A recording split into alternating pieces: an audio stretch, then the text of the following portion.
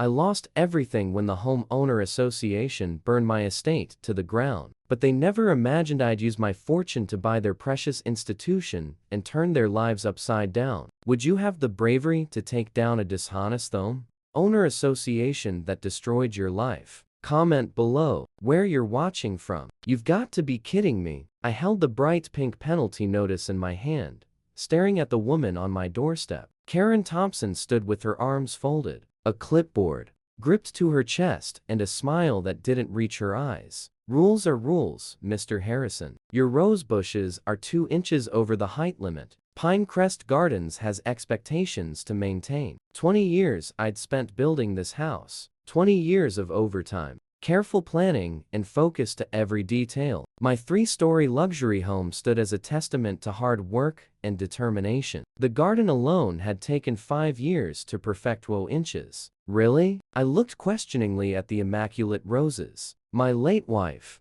had planted. Can't you make an exception? These bushes are prize-winning. Karen's smile tightened. Exceptions lead to disorder. You have 48 hours to trim them or face a $100 daily fine. I watched her stomp down my cobblestone walkway, stopping to take photos of my fountain with her phone. Something told me this wouldn't be the last I'd see of her. I was right. The next morning, 5 more citations were stuck to my door like unwanted wallpaper, unauthorized water feature, non-conforming mailbox design, excessive holiday decorations. I read them aloud, my coffee growing cold in my hand. It was February. The only decoration was a single heart garland I'd forgotten to take down. My neighbor, Douglas Miller, waved from across the street. He crossed over, looking nervously toward Karen's house down the block. I see she's found a new victim, he said quietly. What her deal? Asked.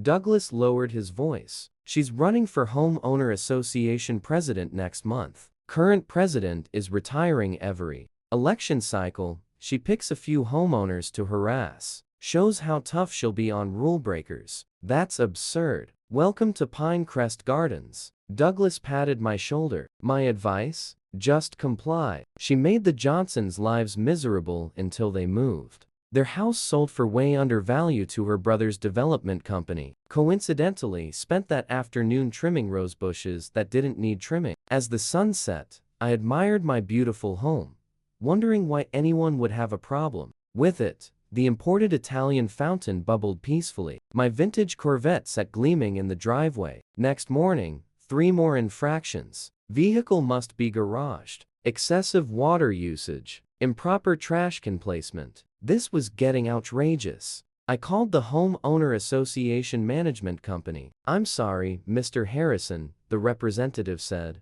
but all violations are confirmed by our inspection team. You can appeal at next month's meeting. And in the meantime, the fines accumulate, I'm afraid. I tried reasoning with Karen directly. Big mistake. She answered her door wearing an homeowner association polo shirt, like some kind of uniform. I'm just doing my job, she said, not inviting me in. If everyone ignored the rules, property values would decrease. My house is the most valuable on the block, I pointed out. Something flashed in her eyes. Bitterness? Maybe jealousy. Size isn't everything, Mr. Harrison. Uniformity creates balance. 2 weeks and $1,400 in fines later, I attended my first homeowner association meeting. I was astonished to see how few neighbors showed up. Karen sat at the board table, though she wasn't yet president. Her power was obvious. The current board members kept referring to her. When I tried to address my violations, the board president cut me off. Obedience first, then appeals. Driving home, noticed Karen's brother's car in her driveway. I recognized him from his development company billboard. Something felt suspicious about this whole situation. That night, I couldn't sleep. I pulled up the land maps of Pinecrest Gardens online. My lot was the largest in the community, positioned perfectly at the neighborhood entrance with clear mountain views. A developer's ideal. The pieces started connecting. The targeting of specific homeowners. Properties selling below market value. Karen's brother acquiring them. I dug deeper, reviewing old homeowner association newsletters. Over the past 5 years, 7 homeowners had moved following aggressive violation campaigns. All 7 properties were now owned by Thompson Development Corporation. So that's the scheme, I muttered to myself. The next day, I had my home inspected by an outside company. Everything passed with excellent results. Electrical, plumbing, structure. I installed security cameras and documented every corner of my property. When Karen showed up with another violation, this time, claiming my grass was slightly too tall, I was ready. I filed a complaint with the State Housing Board. I informed her firmly, selective enforcement of homeowner association regulations is prohibited. Her smile wavered. We enforce equally. Really? Because my documentation shows my neighbors have the same grass height, identical mailboxes, and similar fountains, yet only I receive violations. Are you intimidating me? Karen's voice rose. Not at all. Just letting you know I'm aware of what's happening to property values when certain homeowners are targeted. She left abruptly that day. For a week, no new violations appeared. I thought I'd won. Then I received notice of an emergency homeowner association meeting. The only agenda item discussion of my property at 1024 Whispering Pines Lane. My address. At the meeting, Karen had prepared a slideshow of my home photos taken at odd angles, making my beautiful residence look menacing and out of place. This eyesore is destroying our community's appearance, she declared to the handful of residents present. Property values will suffer unless we take action. Several board members nodded in agreement. I noticed Karen's brother sitting in the back studying construction drawings. When it was my turn to speak, I approached the podium with a folder of documents. Before we continue,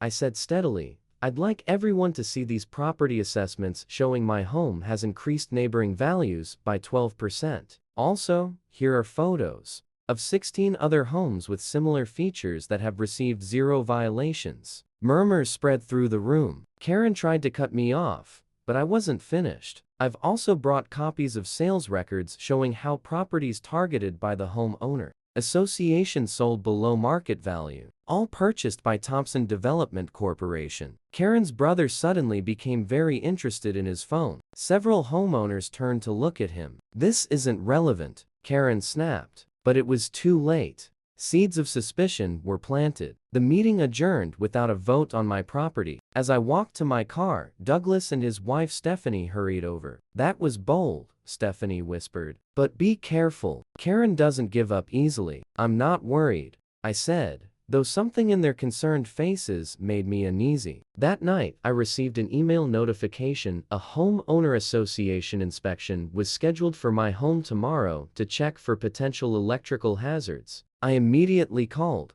my lawyer, who advised recording everything. I double-checked my security system and went to bed feeling uneasy. I couldn't have known then how right I was to be worried, or that within 24 hours, my life would literally go up in smoke. I woke to pounding on my door at 7 o'clock a.m. 3 men in Pinecrest Gardens Homeowner Association polo shirts stood on my porch, Karen lurking behind them. Mandatory safety inspection, the tallest one announced, flashing a badge that looked suspiciously fake. My lawyer advised no inspections. Without proper notification, I replied, keeping the door chain secured. Karen pushed forward. The email sent yesterday was your official notice. Fire hazards require immediate attention. Fire hazards, I repeated. My electrical wiring was certified last month. A concerned neighbor reported sparks from your roofline, Karen said, not meeting my eyes. We just being careful. I knew it was fraudulent,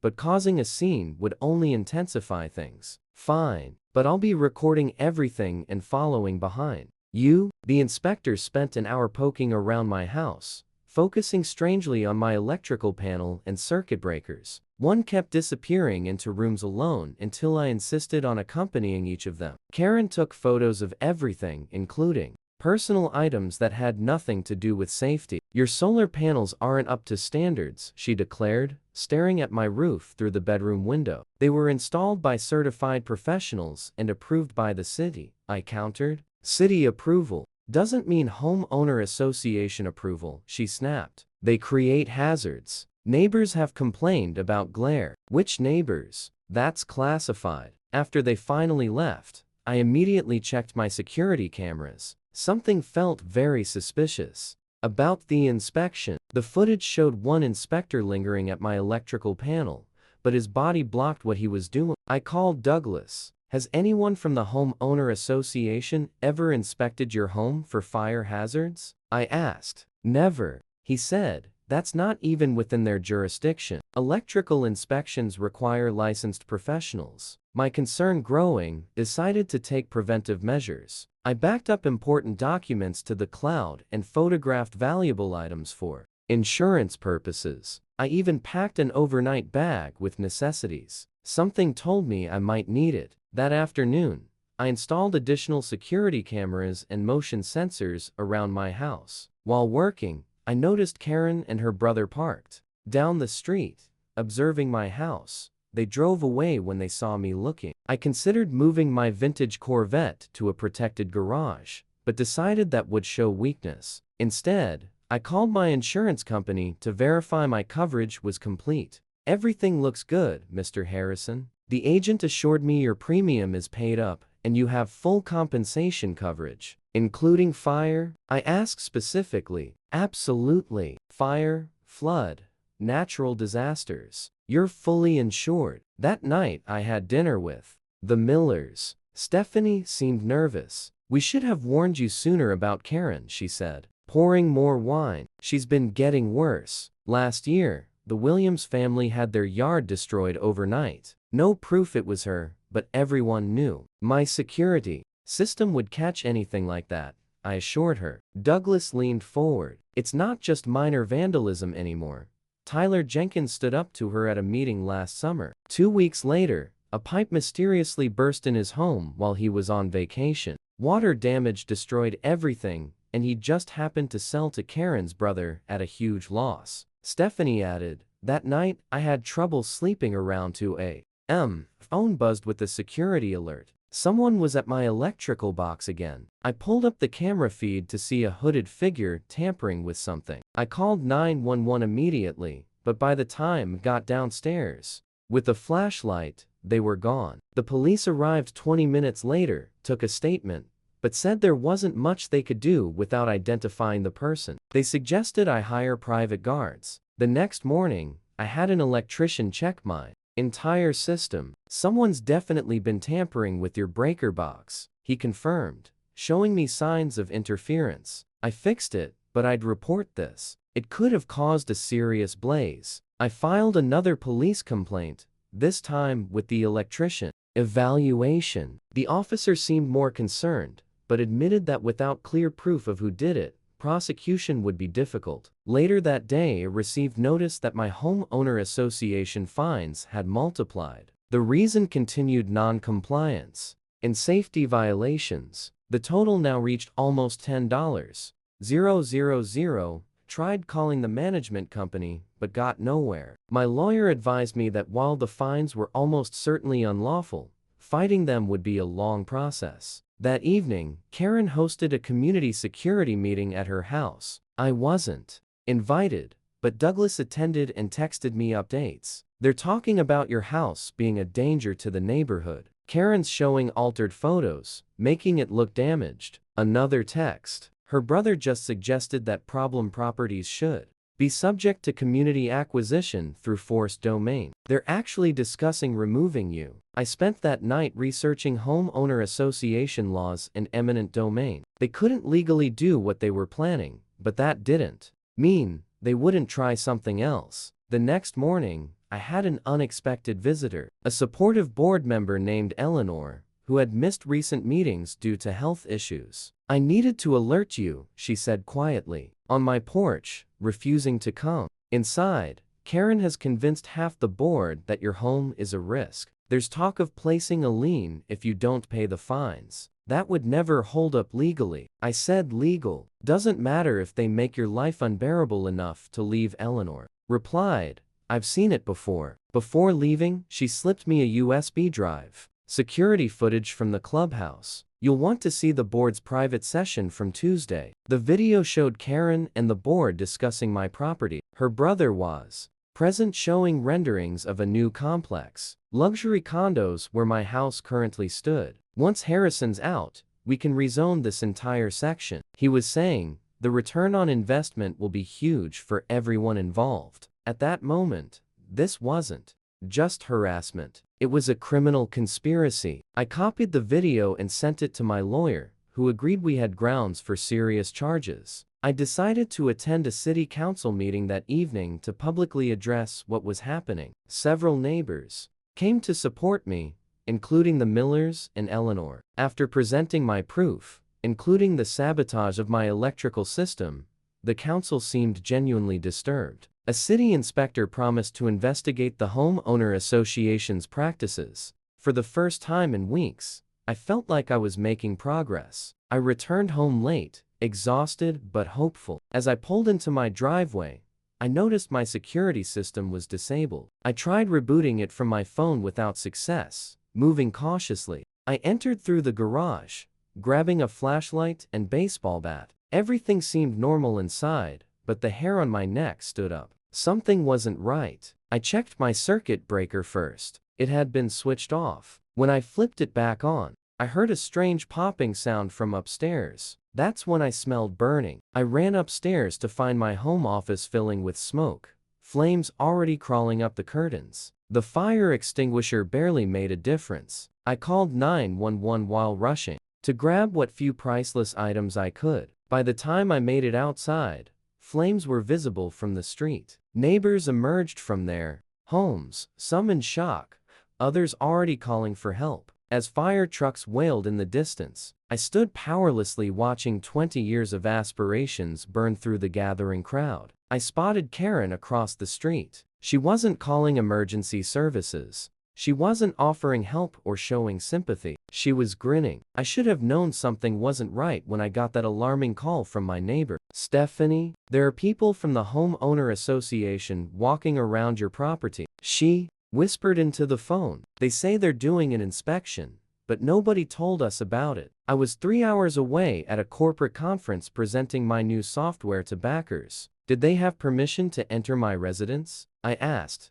feeling my heart pounding. Karen has a clipboard and keeps pointing at your home. She has some official-looking documents. I ended my call with Stephanie and immediately phoned Douglas, who lived on the other side of my estate. No answer. I tried the local police non-emergency line explaining the circumstances. Sir, if they're from your homeowner association and have documentation for an assessment, there's not much we can do. The dispatcher explained you'd need to check your homeowner association agreement. I scrolled through my homeowner association contract. On my phone, there it was, in tiny print. Emergency inspections could be conducted with 24-hour notice. Notice I never got. I called Karen directly, but she didn't pick up. I left an urgent message demanding they leave my premises immediately. 3 hours later, as my car turned onto Whispering Pines Lane, I saw the blaze before I even reached my house. Orange and red flames licked at the evening sky,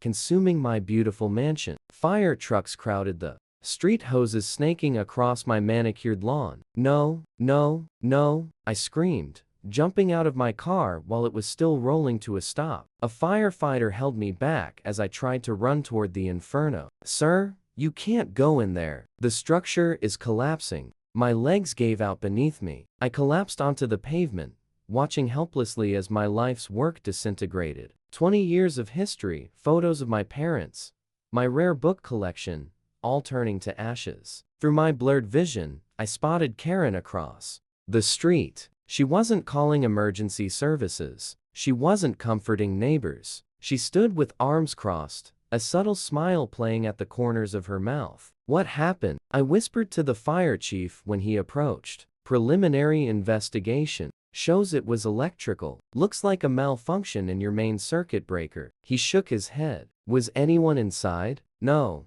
I live alone. I stared at the smoking ruins. But that's unbelievable. I had the whole electrical system upgraded last month. I passed every review. The chief gave me a sympathetic look. Sometimes these things occur, sir. We'll do a full examination. I spent that night in a hotel, numb with despair. By morning, I'd contacted my insurance company, certain they'd help me restore. That's when I discovered the second shock. "I'm sorry, Mr. Winters, but your policy coverage was changed 3 weeks ago." The insurance agent explained the new policy specifically removed fire damage. "That's unthinkable," I shouted. "I never changed my policy." "We have. The paperwork?" "Right here, sir. Signed by you." I demanded they send me the form. One glance at the signature told me everything. It was a fake. And not even a good one. The fire investigation team called 2 days later. "We found evidence of interference with your circuit breaker," the investigator explained. "Someone deliberately overloaded your system." "This wasn't an incident, Mr. Winters. This was arson." I wasn't surprised.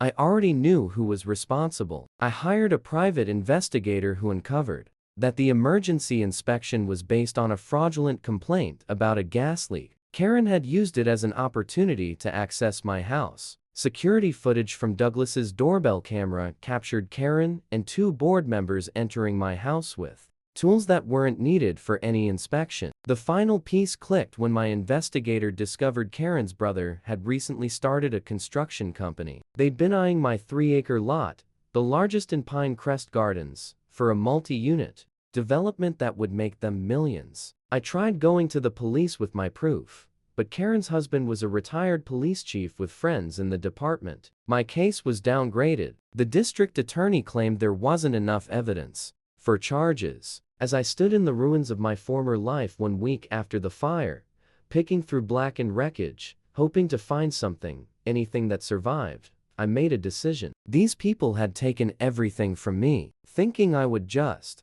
give up and accept it. They had no idea who they were dealing with. I looked up at the sky, rain beginning to fall on my face, mixing with my sorrow. "This isn't over," I muttered. "Not by a long shot." I walked away from the ruins of my dream home. Never. Looking back, I wasn't the same person who had lived there. That man perished in the fire. The person who emerged from those ashes was someone reborn. Someone with nothing left to lose, and the means to make those responsible pay for what they'd done. Karen Thompson thought she'd won. She thought she'd defeated me. She was about to learn her biggest mistake wasn't burning down my house. It was leaving me alive to seek revenge. $6 million, my banker said, looking at me with wide eyes. "Are you absolutely certain you want to withdraw these assets on such short notice?" I didn't hesitate. "Yes, and I need it done today." I'd spent the week after the fire learning everything I could about Pinecrest Gardens Homeowner Association. What I'd discovered stunned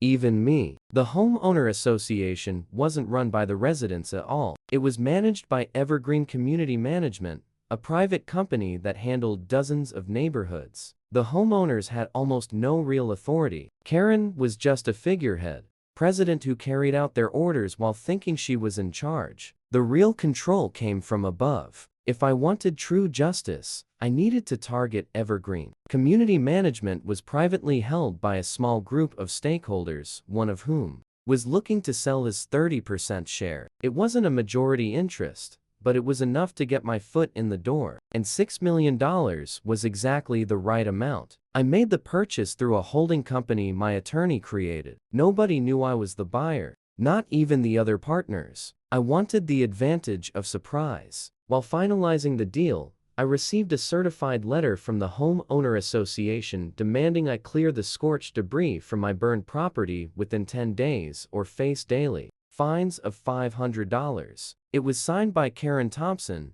Homeowner Association president. The boldness took my breath away. That letter was the opportunity I needed. 3 days later, Pinecrest Gardens residents packed into the community center for an emergency Homeowner Association meeting. The topic discussing the unfortunate fire disaster and community renovation plans for my lot. I slipped in quietly and took a seat in the back row. Nobody paid attention to me. They were all focused on Karen at the podium. "As we all know, the Winters property has become an eyesore," Karen announced, clicking through a slideshow of my demolished home. "The insurance company is dragging their feet, but we can't allow this mess to affect our property values." Douglas Miller raised his hand. "Shouldn't we wait until James has a chance to reconstruct?" "The man lost everything." Karen's smile didn't reach her expression. "Unfortunately, Mr. Winters failed to maintain proper coverage. And frankly, this gives us an opening." I propose we use the community reserve fund to obtain the lot and create a neighborhood park. Murmurs rippled through the crowd. I felt my anger boil. They were planning to seize my land while I was still suffering from their assault. And I've prepared the perfect plan, Karen continued, clicking to the next slide. My brother's development company has generously offered to handle construction at cost. The image showed a small playground surrounded by expensive townhouses. This wasn't a park. It was a real estate plan with a token swing set. I stood up slowly. I have a concern. The room fell silent as heads turned toward me. Karen's face paled when she recognized me. Mr. Winters, she muttered.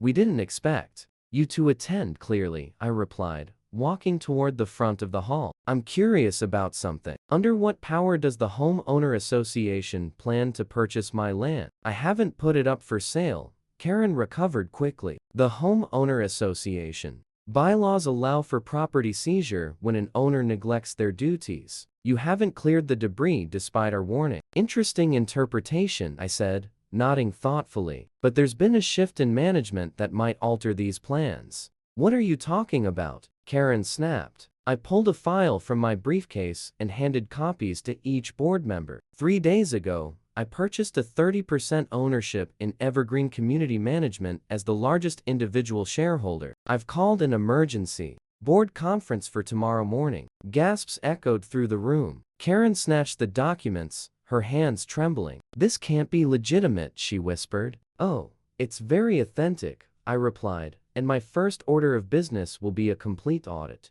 of all homeowner association finances and activities for the past 5 years, including the events surrounding my house fire. The blood drained completely from Karen's expression. You can't do that. Actually, I can. And I will. I turned to address the shocked residents. For years, this homeowner association has bullied and exploited homeowners. They've selectively enforced rules, issued arbitrary fines, and possibly committed criminal acts. That ends now. Stephanie Miller stood up, tears in her eyes. They forced us to sell our house last year. With those unjust fines we couldn't pay, we had to move in with our daughter. Others began sharing similar incidents. Elderly residents forced to pay consultation fees to avoid violations. Families pressured until they sold below market value to Karen's brother. This is defamation, Karen shouted. The board won't stand for this. I smiled for the first time in weeks. The board doesn't have a choice. As of tomorrow, I begin reforming Evergreen's management team. Anyone found to have engaged in illegal activities will be reported to the state attorney general's office. Karen lunged for me, but her husband held her back. You'll pay for this, she hissed. You have no idea who you're challenging. I leaned in close, my voice low enough that only she could hear. No, Karen, you have no idea who you're fighting with. You took everything from me. Now, going to take everything from you. Legally, methodically, and completely. I straightened up and addressed the audience again. I invite all residents to attend tomorrow's Evergreen board session. It's time for openness in how this neighborhood is governed. As I walked out, people surrounded me, sharing their own homeowner association horror stories. For the first time since the tragedy, I felt something other than despair. I felt determination. My phone buzzed with a text from my private investigator. Found proof of Karen's involvement in the arson. Chief Building Inspector confirmed circuit breaker was sabotaged. Have video footage of her brother on your property day of the fire. I smiled as I read it. Karen thought burning down my house would ruin me. Instead, it had given me the motivation to dismantle her entire corrupt world. Tomorrow would be just the start. I walked into the Emergency Homeowner Association meeting with my files hidden in a leather folder. No one paid me much attention. I was just the guy whose house had burned down. Perfect. Stood at the podium, her pearls gleaming under the community center lights. As we all know, we've had a terrible incident in our neighborhood, she said, not sounding remorseful at all. But every cloud has a silver lining. With that eyesore gone, we can finally use that valuable lot for something that benefits everyone. A new playground and garden area. Several board members nodded. My neighbor Douglas looked down at his feet, too scared to make eye contact with me. We've already spoken to insurance agents, Karen continued. and we believe we can make a strong case that community interests should be considered in any settlement." That was my signal. I stood up slowly, feeling every eye in the room turn to me. "Actually, Karen, I'd like to discuss the future of Pinecrest Gardens too," I said, keeping my voice calm. She frowned. "This isn't your time to talk. We have an agenda." "I think you'll want to hear this," I interrupted, opening my folder. 3 days ago I purchased Evergreen Management Company. I pulled out the ownership documents. For those who don't know, that's the company that controls and manages our homeowner association. The room went completely silent. Karen's mouth opened and closed like a fish gasping for air. "Effective immediately, calling for a full investigation of all homeowner association activities for the past 5 years," I announced, "including all violations, penalties, bank accounts, and board member records." Karen's face turned the color of chalk. "You can't do that." "I already have," I replied,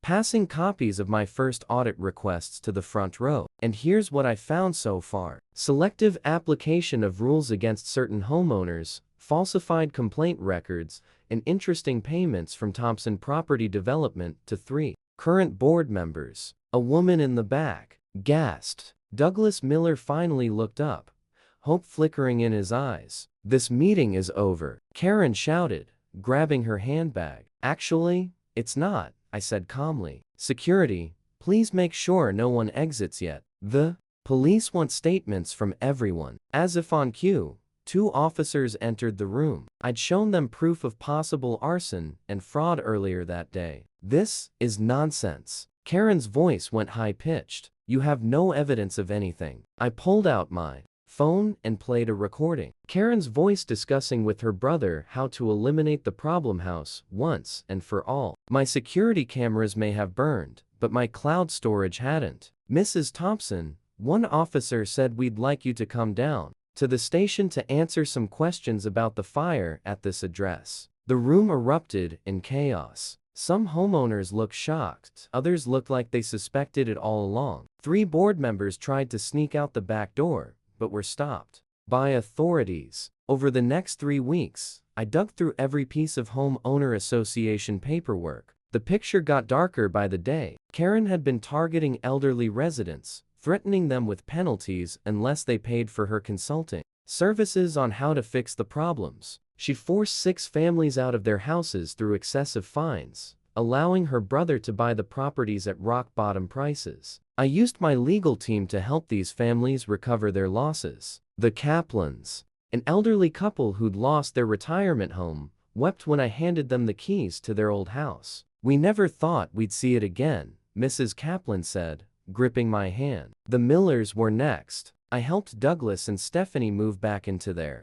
home, which had been sitting vacant after Karen forced them into repossession over unauthorized landscaping that had actually been approved by the previous board. "I still can't believe you did this," Stephanie said as they brought in their furniture. "Most people would have just moved away." "I'm not most people," I replied, watching their children run excitedly to see their old rooms. As the inquiry progressed, Karen's supporters turned against her one by one, each hoping to save themselves. Her brother admitted to interfering with my electrical system after Karen allowed him into my house during a routine inspection. 2 board members confessed to helping cover up similar plots against other homeowners. The most shocking revelation came when we found Karen's private records. She'd been planning to evict enough homeowners to allow her brother to build a commercial complex right in the middle of our residential area. The bribes would have made her wealthy while destroying our community. My phone rang as I reviewed these files. It was the investigator handling the case. "We've made the arrests," he said, "but we're finding more victims in other neighborhoods where she served on homeowner associations. How did no one catch this before?" I looked out my temporary apartment window toward the ruins of my home. Because people are scared to fight back. They don't realize how much influence they actually have. Would I use that influence just for justice, or was revenge also on my mind as I prepared to completely restore Pinecrest Gardens from the ground up? I stood on the newly planted lawn where my burned estate once stood, watching construction teams pour the foundation for my new home. 9 months had passed since The Emergency Homeowner Association meeting that turned Pinecrest Gardens around. Mr. Mitchell got a minute, called Sophia Rodriguez, jogging across the street with a clipboard in hand. As the newly elected Homeowner Association president, she took her job seriously, but unlike Karen, she used her authority to help neighbors,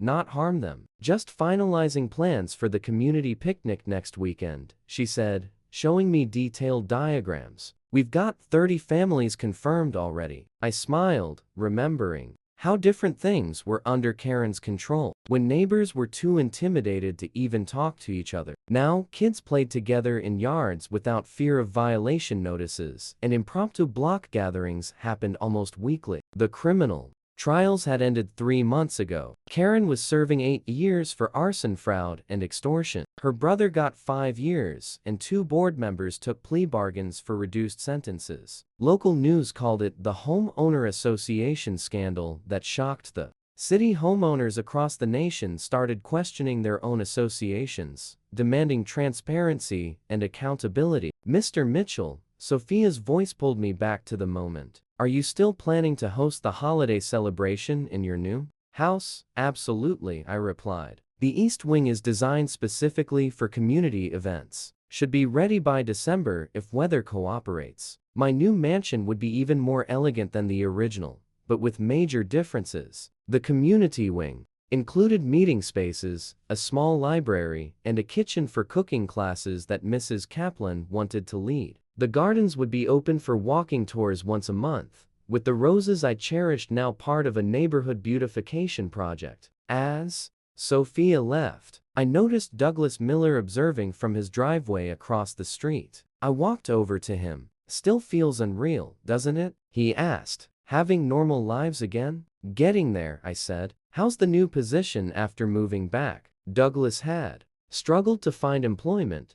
I connected him with my company's HR department, and now he led our community outreach program. Amazing, he grinned. We just got approval to expand the tech education initiative to 5 more schools. The sound of a moving truck caught our attention. The last of Karen's associates was leaving today, not because I forced them out, but because they couldn't accept the neighborhood's forgiveness. People offered them fresh starts, but guilt drove them away instead. Did you ever imagine it would turn out like this? Douglas asked, motioning around the revitalized neighborhood. I hadn't when I bought the management company. I'd been driven with making Karen pay, but something remarkable happened along the way. True unity emerged from the ashes. The former Thompson Property Development Company, which I'd taken over during Karen's trials, had been transformed into low-cost housing projects in neighborhoods that needed assistance. I discovered that vengeance wasn't nearly as fulfilling as rebuilding. That evening, hosted an informal dinner for several residents on my construction site. We set up tables near where my kitchen would eventually stand, grilling burgers and sharing stories as the sunset painted the sky orange and amber. A toast called out Mrs. Kaplan, raising her lemonade glass to second opportunities and good neighbors, and to standing up to oppressors, added Stephanie Miller, who now headed the Community Watch Committee. Later, as my guests helped tidy up, a black sedan pulled up. A woman stepped out. Claire Foster, a journalist who'd covered the Homeowner Association scandal extensively. Sorry to disturb your evening, she said, but I thought you should know 3 more homeowner associations in the county have been examined based on tips that came in after your story aired. Your experience has ignited a movement. I wasn't surprised. After the trials, I'd created a legal aid fund for homeowners fighting dishonest associations. We'd already helped families in 27 states. As nightfall came, I walked the border of my future home alone. Construction lights cast long shadows across what would become my majestic entrance hall. Then I looked at the building site where my new life was taking shape, surrounded by neighbors who have become friends. And I knew the truth without a doubt. The Homeowner Association tried to burn down my existence, but instead, they gave me the chance to build something far more meaningful than just a house. They gave me the opportunity to create a true home, not just for myself, but for an entire community that now stands together stronger than ever before.